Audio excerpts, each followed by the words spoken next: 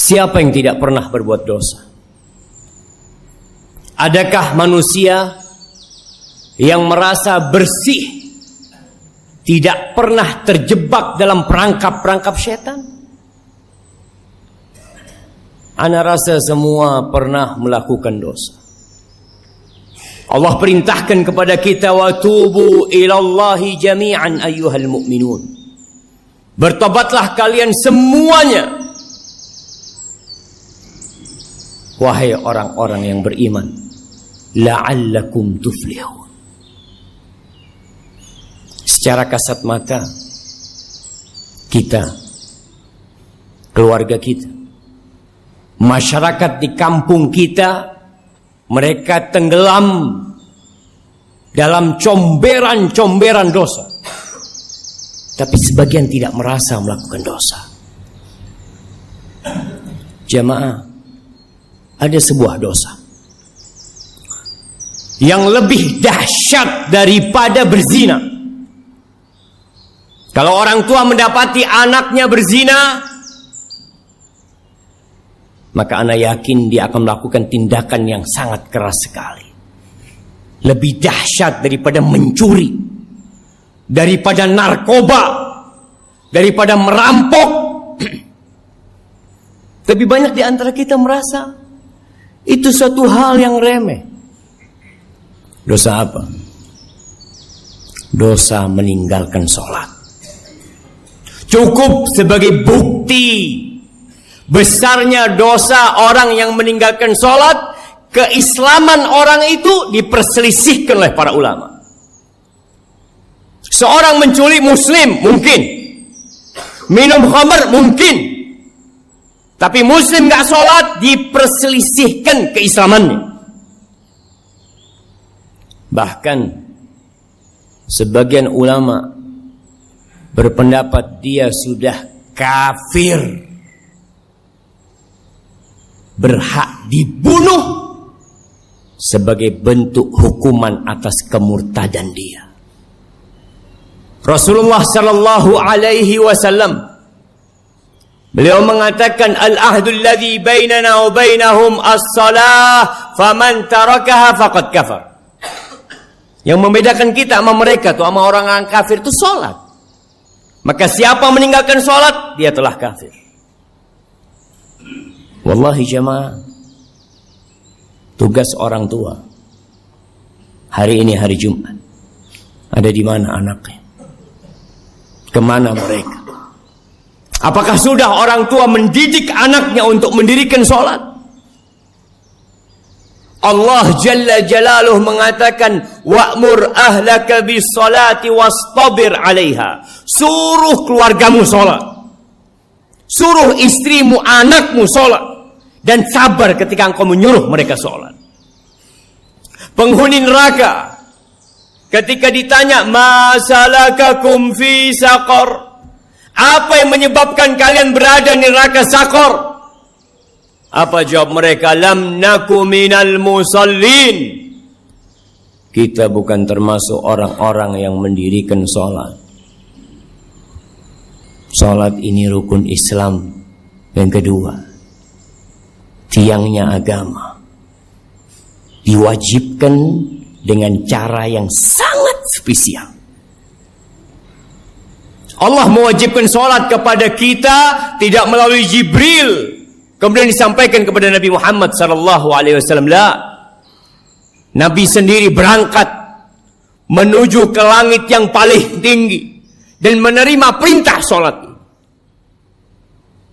Lalu sebagian kita meremehkan salat yang 5 waktu, merasa udah jadi orang baik karena dia tidak berzina, dia tidak main judi, dia tidak minum khamar, tapi dia tidak salat.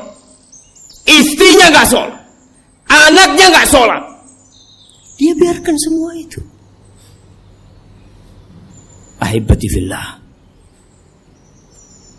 berapa banyak orang yang keluar rumah jalan kaki, naik motor, pulang sudah ditandu.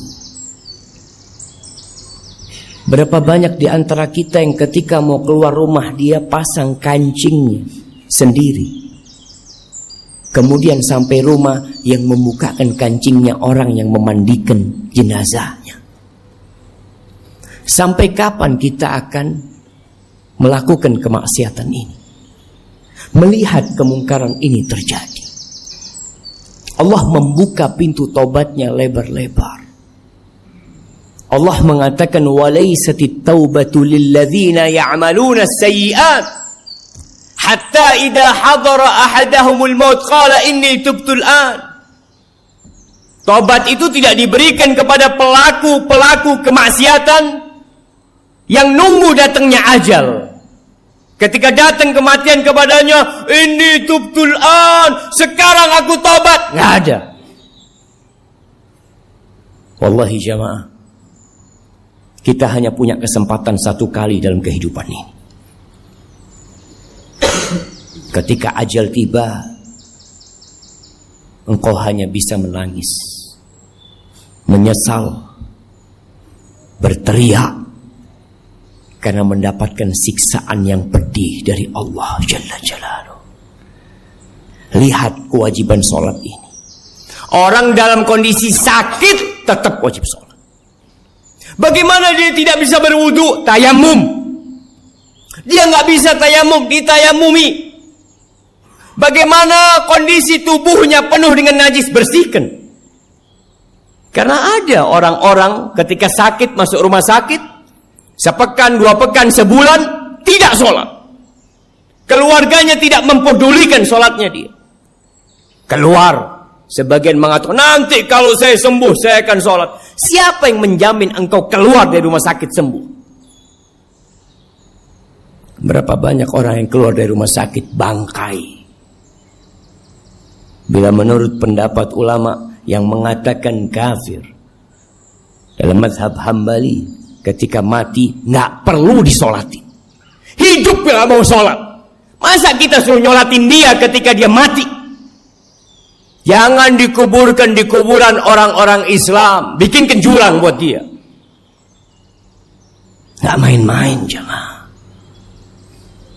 Maka siapa yang pernah meninggalkan sholat, segera tobat. Yang punya keluarga belum sholat, tapi merasa jadi orang baik, pagi berangkat, jujur orangnya Pak Ustaz, jujur, nggak sholat, dia tidak jujur sama Allah Jalla Jalaluhu. Ahibati fillah, Rasulullah sallallahu alaihi wasallam yang dijamin masuk surga, beliau itu dalam sehari berapa rakaat sholat? Yang wajib 17 rakaat. Ditambah lagi 11 rakaat sholat tahajud beliau. Ditambah lagi 12 rakaat sholat rawatib beliau. 40 rakaat jamaah. Lalu kita yang banyak dosa meremehkan urusan sholat ini. Pelajari yang sudah sholat, apakah sholat dia sudah benar apa belum? Jangan sampai kita capek lelah sholat, akhirnya tidak diterima. Kata Rasul sallallahu alaihi wasallam, "Innar rajula la yusalli salata 60 sana." Ada orang yang salat selama 60 tahun dia salat, walam tuqbal lahu shalah. Satu pun salatnya enggak ada yang diterima. Yutimmu ruku'ahu wa la yutimmu sujudahu. Yutimmu sujudahu wa la yutimmu ruku'ahu. Salatnya asal-asalan. Sujudnya sempurna, rukuknya nggak sempurna. Rukuknya sempurna, sujudnya nggak sempurna. Yang penting saya sholat. Lah. Di surat Al-Ma'un Allah katakan fawailul lil musallin. Celaka orang-orang yang sholat. Apalagi yang tidak sholat. Karena ada orang yang sholat tapi dia riya. Tapi dia tidak peduli dengan waktunya. Tidak peduli dengan rukun dan syaratnya. Haibati fillah, Allah mengatakan hafidhu ala salawat was salatil wusta wa qumu lillahi qanitin. Jagalah salat-salat kalian, khususnya salat yang pertengahan, salat asar. Dan berdirilah beribadah dalam kondisi tunduk penuh kekhusyuan kepada Allah Jalla Jalaluhu. Kita tuh mau masuk perusahaan, kita tahu dengan aturan. Sebagian orang Masya Allah, sebelum masuk jam kerja sudah ada di tempat kerjanya. Tiap hari dia lakukan itu. Berapa dia digaji? Kenapa ketika panggilan Allah Jalla Jalla, yang laki-laki dipanggil 5 kali dalam sehari, hayya 'alas shalah, hayya 'alas shalah, tidak peduli untuk datang ke rumah Allah. Rumahnya berdampingan dengan rumah Allah Jalla Jalla. Jumatan telat lagi. Apa yang kau cari dalam kehidupan ini? Yang engkau makan jadi kotoran, yang engkau amalkan, itu yang akan menjadi pahala buat dirimu, jemaah. Cobalah jemaah, jadi muslim yang baik. Lihat, yang sudah berumur, perlu dia mengkoreksi dirinya. Sudahkah dia memberikan hak-hak Allah Jalla Jalla? Di tempat kerja, subhanallah, dia kerja selama 8 jam, tidak merasa lelah. Puluhan tahun.